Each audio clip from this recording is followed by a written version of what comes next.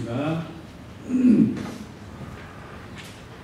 공독해 올린 하나님의 말씀은 한 절입니다. 빌립보서 2장 5절 말씀.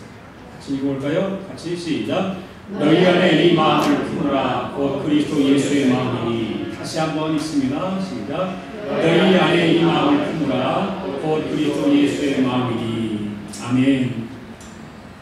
오늘 우리는 하나님이 우리를 이 땅에 보내신 세 번째 목적에 대해서 공부를 하기로 합니다. 세 번째 목적을 공부하기 전에 먼저 9주 동안에 배웠던 걸 다시 한번 예습을 합니다.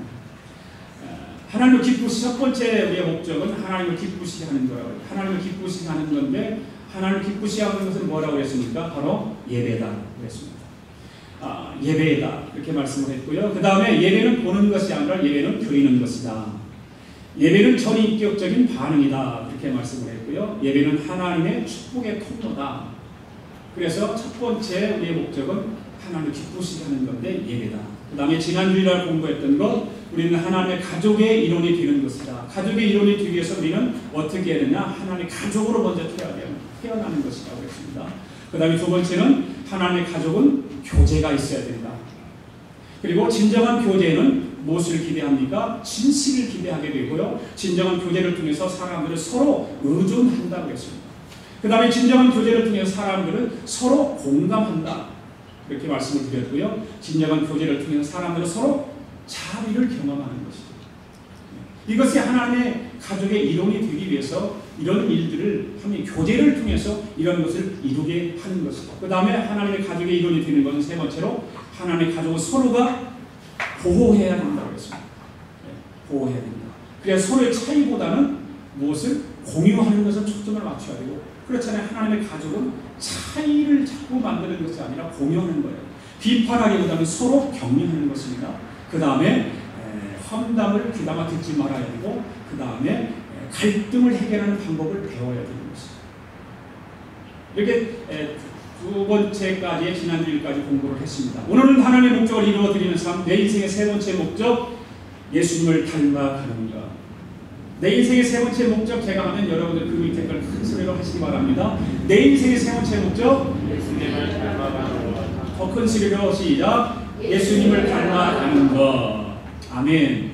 우리는 세 번째로 예수님을 닮아가는 것에 대해서 공부를 합니다. 이거 예수님을 닮아가는 이 공부를 하기 전에 찬양을 한번 해볼까요? 한 주제 한번 쳐주세요. 형제의 모습 속에 보이는 하나님의 형상 아름다워라. 존귀한 주의 자녀 됐으니 사랑하며 섬기리. 옆 사람들을 한번 살살 짚어지고 보시면서 옆 사람에게 하나님의 형상이 있는 거 없는 거 잘 보시고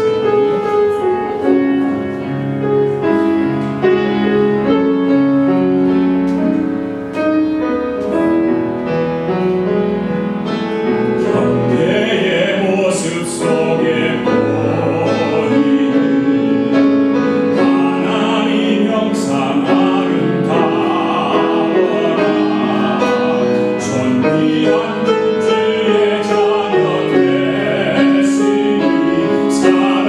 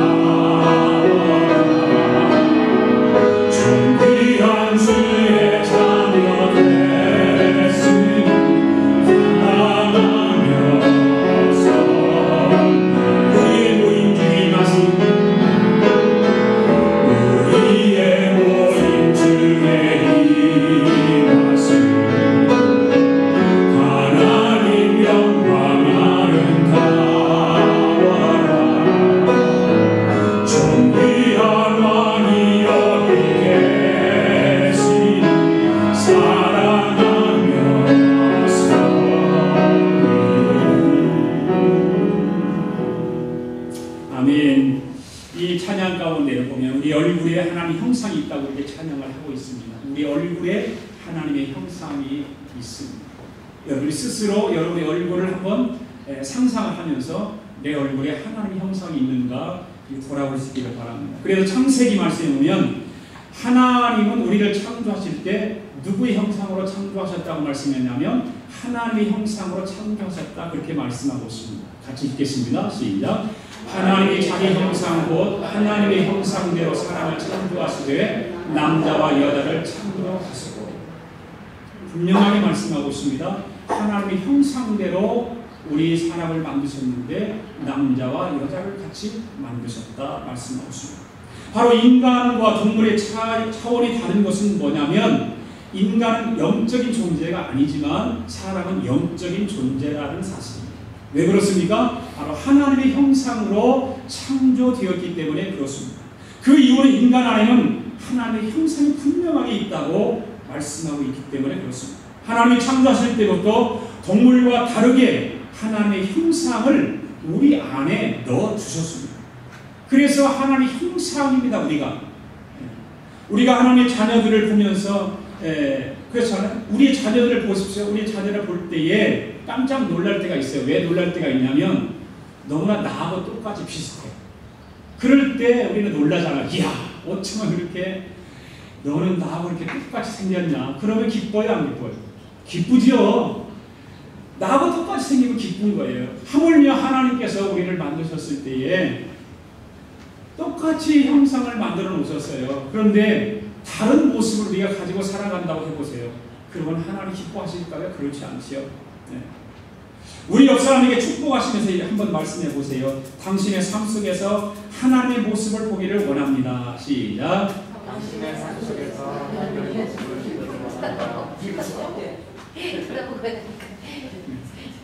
그렇게 자꾸 얘기를 하세요. 뜨끔뜨끔하게. 그러면 뜨끔뜨끔할 건 옆 사람이. 우리의 삶 속에서 우리 모습 속에서 하나님 형상이 보여야 되는 것이죠. 그래야 하나님이 기뻐하시고 하나님 우리를 지으신 목적을 우리는 수행할 수가 있는 것입니다. 보이지 않는 하나님을 어떻게 닮을 수 있을까요? 바로 예수님을 통해서 우리는 되는 것입니다. 예수님은 하나님의 실체이기 때문에 그렇습니다. 그래서 처음에 예수 믿는 분들에게 성경을 읽을 때 구약부터 읽으라고 하지 않아요. 바로 예수님을 설명하는 복음서를 읽으라고 권하죠. 그러면 예수님에 대해서 다 충분하게 읽고 배우고 알게 되면 하나님이 보이는 거예요. 복음서를 자세히 읽어보시면 예수님이 보여요. 그래서 예수님 보이면서 하나님 보이는 거예요. 그래서 예수님을 통해서 우리는 하나님의 형상을 그래서 회복하게 되는 것입니다.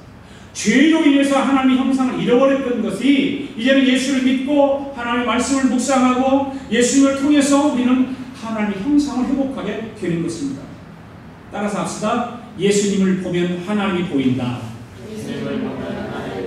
예, 예수님께서 이런 말씀을 하셨어요. 나를 본 자는 아버지를 보았다 그렇게 말씀하고 있잖아요. 바로 예수님을 우리가 분명히 알면 하나님이 보이는 거예요.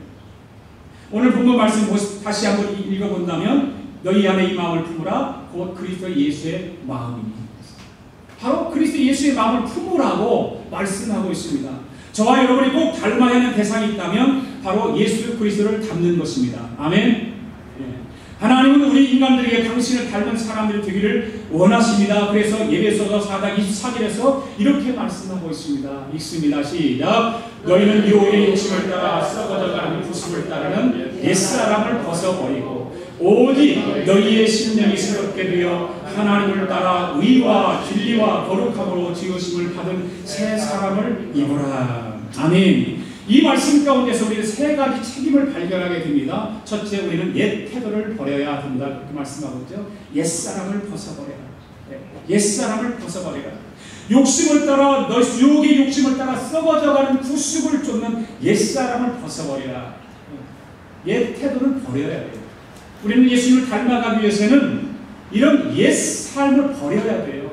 예수님을 닮아가기를 원하지 않으면 상관없겠죠. 그러나 내가 예수님을 닮아가기를 원한다면, 하나님의 목적을 이루어드리기 위해서 예수님을 닮아가기를 원한다면 옛사람의 모습을 버려야 돼요. 그 다음에 우리는 사고방식을 바꿔야 돼요.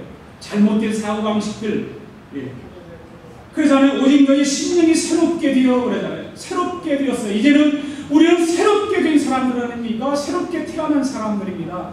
침례를 받을 때 이 고백을 다 하고 우리는 공부하고 그리고 침례를 받잖아요. 네. 이제는 새롭게 태어난 사람들이기 때문에 사고방식도 바뀌어야 돼요. 그리고 우리는 새롭고 거룩한 습관을 발전시킴으로 그리스도의 성품을 입어야 되는 것이죠. 하나님을 따라서 의와 진리와 거룩하고 지으심을 받은 새 사람을 입으라고 성경은 우리에게 말씀하고 있기 때문에 새롭고 거룩한 습관을 발전시켜야 됩니다. 그리고 그것을 그리스도의 성품으로 우리는 변화시켜서 입어야 되는 것입니다.